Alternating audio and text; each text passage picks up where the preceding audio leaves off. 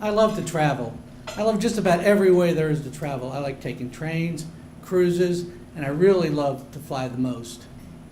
Now, I knew after I took my first flight back when I was a kid that I wanted to work around planes.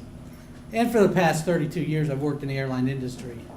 I got that love of travel from my dad. But there is one type of travel that I really don't like.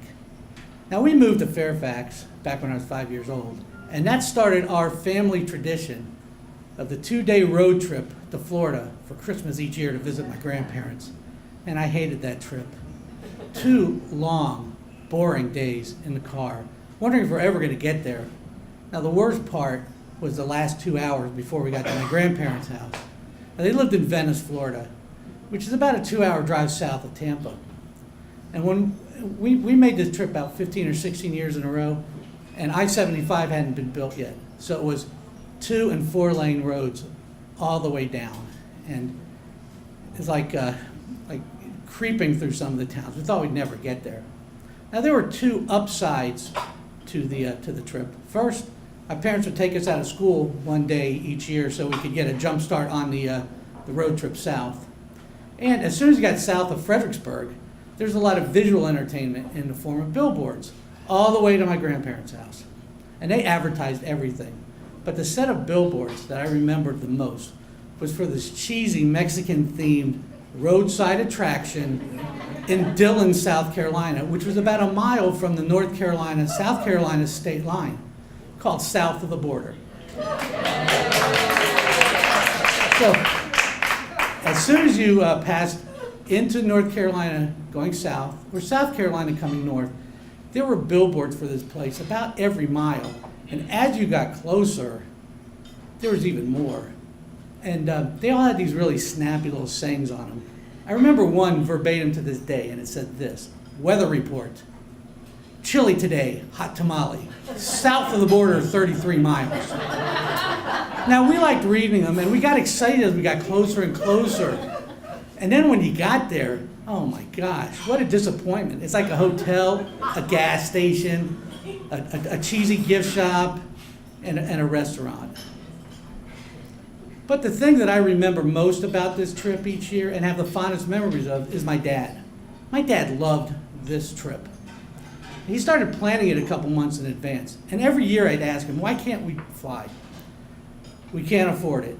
And that may have been true, but he really liked this trip way too much for that to be totally true. Now, my dad would plan everything about this trip. And I'm not too sure that the car that we had wasn't picked with this trip in mind.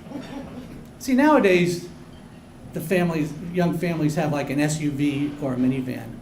But back then, they didn't exist. So we had the tank-like station wagon. And my dad was a Chevy guy. So we had a Chevy Kingswood Estates wagon, pine green in color, with 3 rows of seating. The back seat faced backwards, and that was our favorite seat of all. Now, my dad would plan everything out. He would always plan our overnight stops, and they were always the same. Going down, we'd stop in Statesboro, Georgia. Coming home, we'd stop in Florence, South Carolina, and we always stayed at the Holiday Inn. Their big green neon signs and yellow flashing neon star on top. You could see them for miles. They were called America's Innkeeper, and they were Dad's favorite. Now, he'd plan our lunch stops. First day, either direction, we'd always stop on the side of the road, usually at picnic tables or something like that, and we'd eat sandwiches from a bag of sandwiches that we prepared earlier. The second day was a treat because we got to stop at a fast food joint, and we really liked that. And then we had this, Dad would make this big jug of Hawaiian punch that we would drink throughout the trip. We had this Coleman thermos jug. It was about 2 or 3 gallons. And Dad would take 2 cans of Hawaiian punch, pour them in, add ice, and then add water to the top. Dad always added water to all his drinks growing up and through his life. And I think it was because he grew up in a depression. Now, at our overnight stop, more ice and more water. So by the time we got to my grandparents or got home, we'd be drinking Hawaiian punch colored water. and we never poured it out. It always went in pitchers, and then we drank it until it was gone. We always made a lot of the same stops. And I remember, the ones I remember the most, the first stop after leaving home was always at the rest stop that's just outside Fredericksburg. The other places that we'd stop all the time was at the state welcome centers. There were a couple reasons for that. For us kids, we like to get the colorful brochures and look at places that we might like to stop at.